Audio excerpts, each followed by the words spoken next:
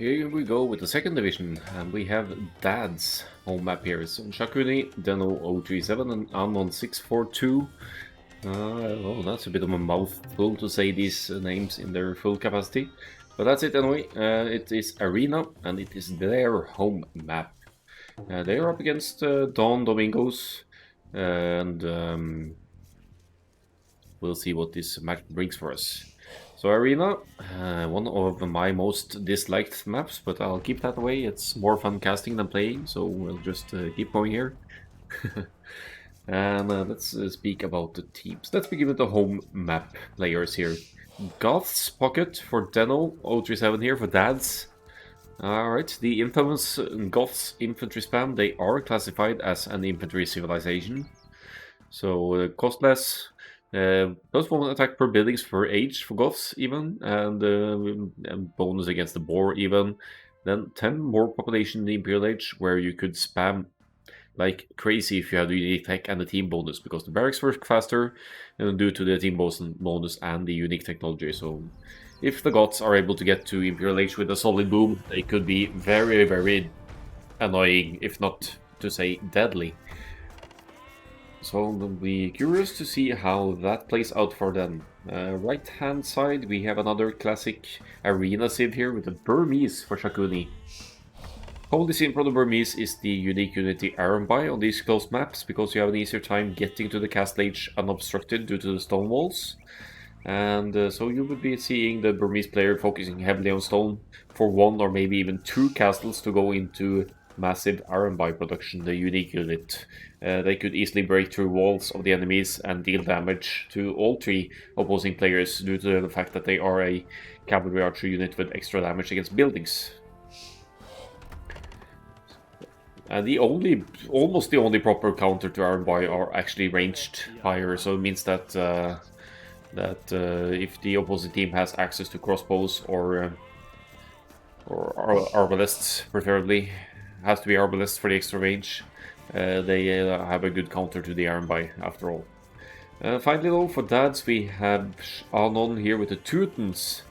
Teutons and Goths on the same team actually, so they are really going for the melee, maybe even infantry play here, we'll see. But Teutons, their farms are 40% cheaper. They have an amazing boom potential because of that, and yeah, have some of the best paladins in the game with those extra +2 melee armor that they get through the ages. Castle Age +1 melee armor, Imperial Age another +1 melee armor for all melee units. So obviously if you can get to the Elite Teutonic Knights as well, that's strong if the enemies don't have any good ranged options. They will have some of the best halberdiers accessible as well against Lithuanians from Koster here on the flank. Lithuanians also commonly seen on Arena. You want to contest the relics on Arena anyway, and for Lithuanians, for each relic up until 4 relics, you get +1 attack for your Knight's Line. So you could have a maximum of 4 extra attack on your Paladins if you could like collect all the relics with Lithuanians. So and they also have a smooth transition through the ages on all maps, because they start with +150 food. That essentially means 150 less food to have to be brought in to get to the next ages. Will very likely go into cavalry, but should the need for trash arise, or even champions against the Goth spam, Lithuanians have some of the best trash in the game there. Skirmishers and halberdiers, they move faster and have a unique tech for extra pierce armor. So for the pocket for Don Domingos, we had the phone with the Turks. I'm almost wondering if they mixed up the positions here, because Turks they are likely to go fast imp on Arena, or even a castle drop and go into Janissaries and Siege or something. So I would have Turks on the flanks, but I'm sure there's some reasoning behind this. Turks, they have great cavals as well, so they could for sure come into play. And yeah, not sure what the idea with the Turks pocket is here, but we'll see soon enough, of course. Turks, they get more out. They're very reliant on the gold, and that's why they have the gold income bonus as well. Where is it? gold miners work 20% faster. Because Turks, they lack the good trash options like pikemen. They only get spearmen, they only get field skirmisher. They rely heavily on gold units like camels and hand cannoneers to counter infantry and cavalry instead. So once you run out of gold with Turks, you're in a pickle. In team games, not as much of an issue though, because you could get trade going for the long game, and then you'd have sustainable gold income like forever, unless you get raided by the opponent. Finally though, we have Rolf DK here with the Britain's flag for Don Domingos here, which is great news when they're up against Burmese. As said, Arbalest is the best possible counter to Ironby, and Britons, they can even counter Ironby more easily in the Castle Age, because Britons crossbows, or Archer's line unit, they get +1 extra range instantly in Castle Age and another in Imperial Age. So that's absolutely something to keep in mind when or if the Britons will run into the Ironbys. So that's it for the introduction on Arena. Let's see the uptimes here. We have 20% up for Anon here with the 25 population with the Teutons. So he will be reaching the feudal age first here with the Pone just behind. Must have had a little bit of idle time here because the population is the same, but the uptime's slightly slower. So I think I'll actually take my chances on a fast forward here, and we'll see what the feudal age brings us. If we will have some contest for the relics in the middle maybe, or what the game will look like. So looking at scouting of the players, not too extensive just yet, but they are gathering some intel, and once they have markets, app and cartography, they will be seeing what the teammates are seeing. Barracks is up for a Turks player. Wants to go straight into the camels maybe.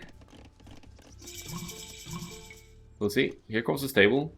Could be for the light cav as well, actually, just to contest the relics on the field, because that's stronger than the scouts that the other players will bring. It also one of the best counters to monks. Castle Age on the way for our Teutons friend here, Anon 642, with only 5 farms. But when you push in the deer, of course, you get some with 6 farms actually. There's one in the back here as well. So it's the blacksmith market for Anon, no military production just yet. Koster, being the Lithuanians, also goes for the blacksmith market. Might want to go start out with a bit of a boom here, I guess. And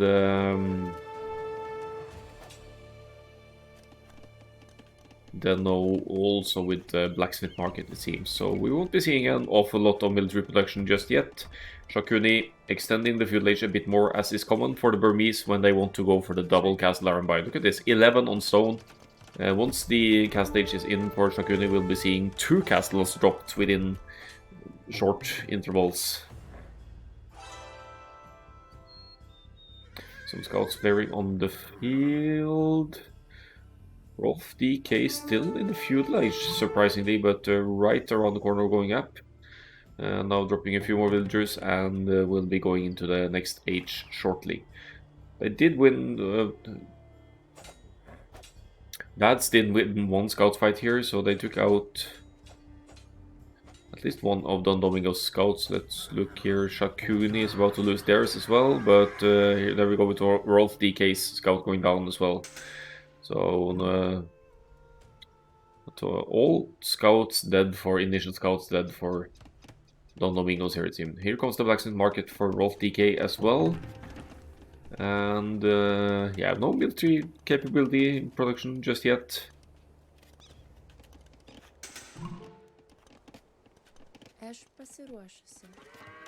So let's see what they're up to. Deno just reached the castle age, should be dropping another TC on the wood line, and probably the third TC somewhere as well. There's the third one on the woodline as well. 3 on stone wants that cast left to get to the unique technologies and to get to the ability for Huskarl's production from barracks as well. Huskarls would be dealing very nicely with Britain's archers line units, but they would also be very weak to cavalry from the Lithuanians, so with some coordination here, Don Domingos still are sitting with the right counters here. Cast stage just about to kick in for Shakuni, and this is not going to be a defensive one. It's going to make the first one forward, actually. Good map reading there, actually, by Shakuni, because they realized that the Britain's player still is, or was very late up to the feudal age. So they Rolf DK here cannot make a defensive castle. This could be disastrous for Rolf here. Not having any army. If he had gone for Blacksmith archery range instead of Blacksmith stable, he could have produced some archers by now, and there's no way Shakuni would get this castle up. But a huge commitment forward here for Shakuni. They also know that they've picked off all scouts of the opponent, so Rolf DK, you shouldn't be seeing this at all. Okay, it's just within line of sight actually.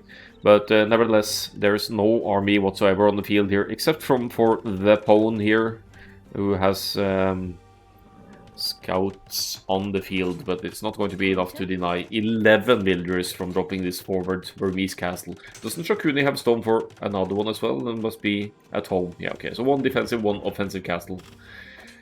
Still, iron by production should be commencing shortly. This gold is denied of Rolf DK as well, so Shakuni could just place a mining camp here now and make use of that gold. They may be going for the stone instead actually here. But this is where the action is going down now. The pawn with a very heroic light cab here to try and take out this huge castle all the wall, dealing 1 damage per hit. A lumber camp, okay. So we'll need wood for the iron by then apparently. Double castle iron by production is on the move for Shakuni here. Look at stone walls from Rolf DK though, that is going to delay the second TC for the Britons. Britons already have cheaper TCs, but not in terms of stone, only wood. But nevertheless, decent wall up here. I don't like this TC, it's so close to the walls, so it could be subject to another castle drop, for example, by the Burmese. Looking out on the field though, we have the pawn with the Turks light camp to guard the relics here, so the relics should be within range for Koster here with Lithuanians. Could be very great for late game. For now, it's only Rolf DK being subject to pressure here, and I believe from the looks of it, from the uptime server thing, he might also be the weaker player of the non-Domingos team.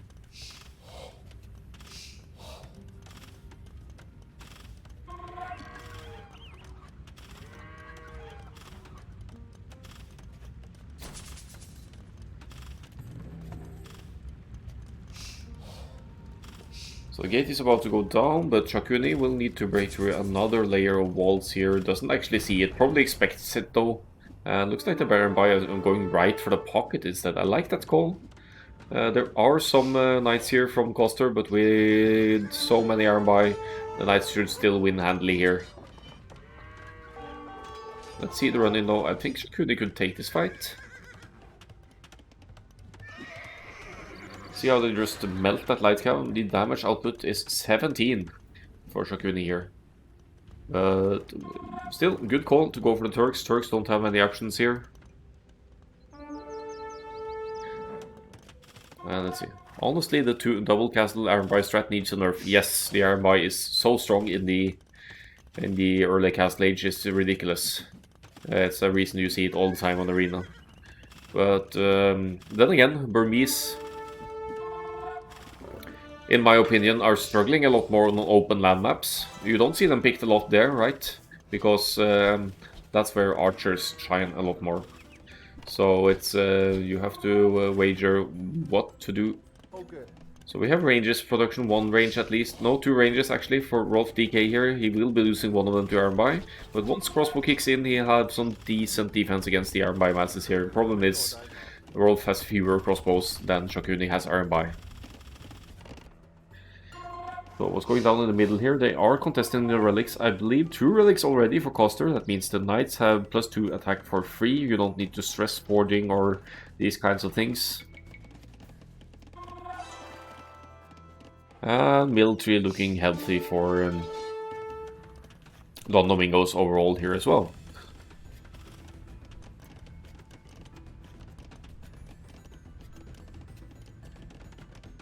Third TC going up for Rolf DK. He did have to invest into some stone walls here, so that means that the third TC will be a bit late. But here comes the university as well for ballistics.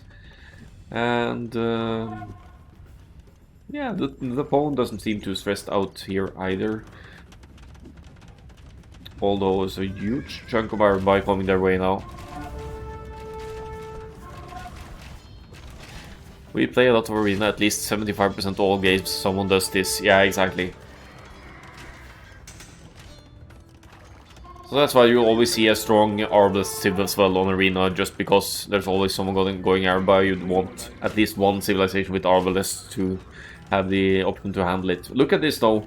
Forward pressure has been a success, has been leaving Deno completely alone in the Goths pocket here. 5 TC boom with the Goths here, going for the Imperial Age in now 15% up, and with almost 100 villagers to back it at the 26-30 minute mark. So that's going to release the Goths spam for real. Now Deno will be dropping barracks close upon reaching the Imperial Age. We see the infantry technologies kicking in already as well, and that already renders Coster's army composition useless, because once the Goths 100% faster barracks production kicks in, you could just spew out halberdiers like that, and just like that, and the Lithuanians would, even with the multiple relics bonus, just don't stand a chance.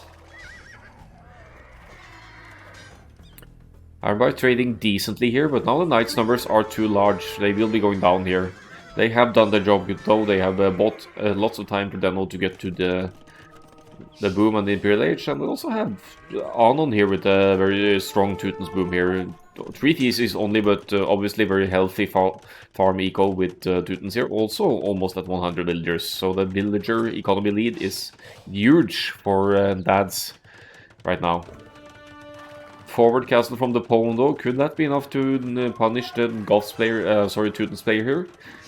I feel like they're punishing the wrong player as well. I would go straight for the Goths and make sure Goths can't get to that infamous Imperial Age spam. Okay.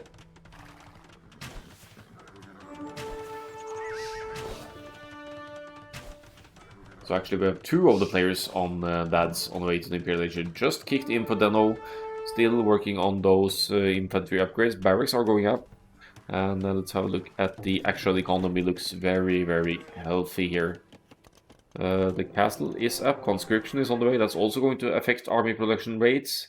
We have Anarchy in for the Huskarls production. Good raiding potential in that unit as well. And perfusion should be within grasp once the wood economy allows it as well.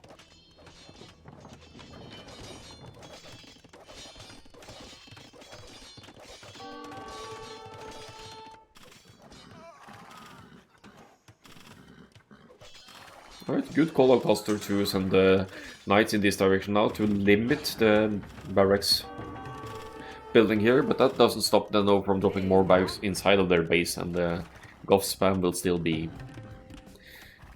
absolutely be within range. Some forward Turks. Is it Janissaries inside the castle? We have perfusion away for Deno now, so that should boost up that military production speed quite a lot. I'm going to keep a look at the gold and food incoming here as well as the production begins.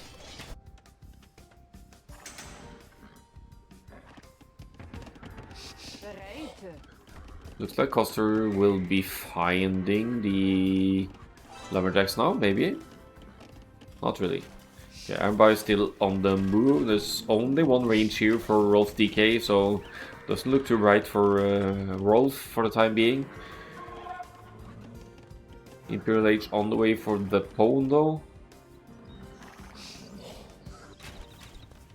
Means that tribes will be going on the field here, but might be too late actually, because the Teutons player already has 1 tribe out and will deal with this forward castle.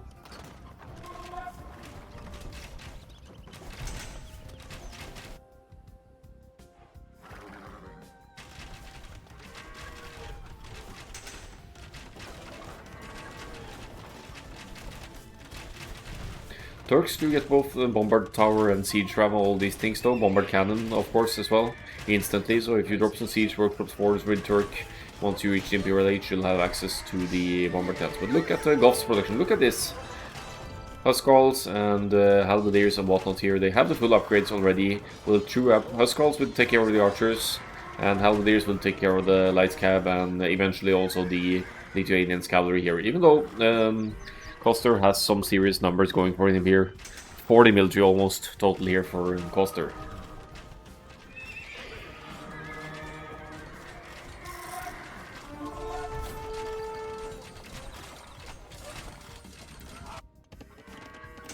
I'm amazed that Shakuni has been allowed to stay alone here and harvest wood in the middle of nowhere, though. It's just... Costa was just passing just a few tiles away, didn't notice that there was some sneaky stuff going on here. The pawn with a very low population, though, did go for one, well, 2 TCs with the Turks here, and falling severely behind the population compared to actually all the others here.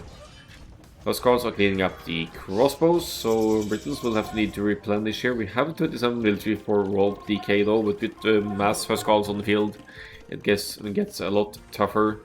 You will have to rely on the Lithuanians with the Knights, soon to be Cavalier, to deal with the Huscarls. These Huscarls should die though to these Knights. Costa could just run right into the numbers here. He could easily justify a fight even against the elite Huscarls here when you have Knights with +6. There are Halberdiers here, but they are still out of position. These numbers could be contested if you just watch your army and back off once you run into some Halberdiers. 86 military for Deno 037 though, and the Goth spam is real here. And something against the Halberdiers will be needed here. I see the pawn as an option here to go into the hand cannoneers if the economy allows. The golden food seems to sustain that, so that's something the pawn could do. Chemistry kicks in instantly for Turks, so you could go into hand cannoneers and or janissaries here. Lithuanians with that extra relic attack could even contest the Goths Halberdiers because they miss... Oh, sorry, not that was Teutons. I meant the Goths, because they missed the last armor at least. But not the greatest fights ever for Don Domingos here, unfortunately. Crossbows are being brought over though. Imperial Age 70% on the way for Rolf here. And they will do a cleanup here, but it's still not going to be cost efficient because Deno can just keep spewing out units with that Imperial Age Goths here. Just look at the income here. It's not really producing at the moment. Not really, yeah, quite almost pop capped. Not entirely, but close to being so.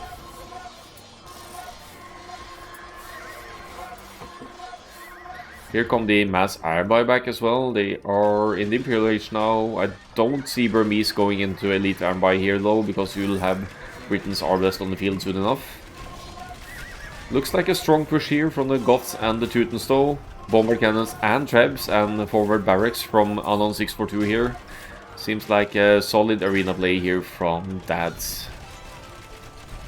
Yeah, that's the GG call. Coster has his base breach. He loses the relic advantage even for his Cavaliers, but he's also left with seriously no military here, so that's not easy to get back from for Coster. GG well played to DADS, and yeah, obviously have a great plan for Arena, their home map. We'll have a quick look at the stats, and then we'll be doing some first division next. Foster leaves the game with the largest KD, losing just as many as killing, but still the star, they only won more than 100 kills upon the GG. Largest army by far for the Goths player, though, as is to be expected from the Goths' infamous infantry spam.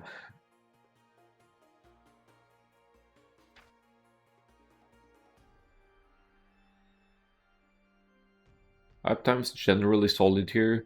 Later one for Burmese is just because of the 2 castles with the Armby, and for Rolf for having to stonewall and adapt to the aggression. He had a bit of a rough dark gauge, it seems, not as efficient as it could be, maybe. Really cold. Not coming into play here for the Lithuanians player. They did fall victim to the Goths and Teutons Halberdiers here, something that Lithuanians will have to go full trash to handle, and maybe I might even struggle with that being the case.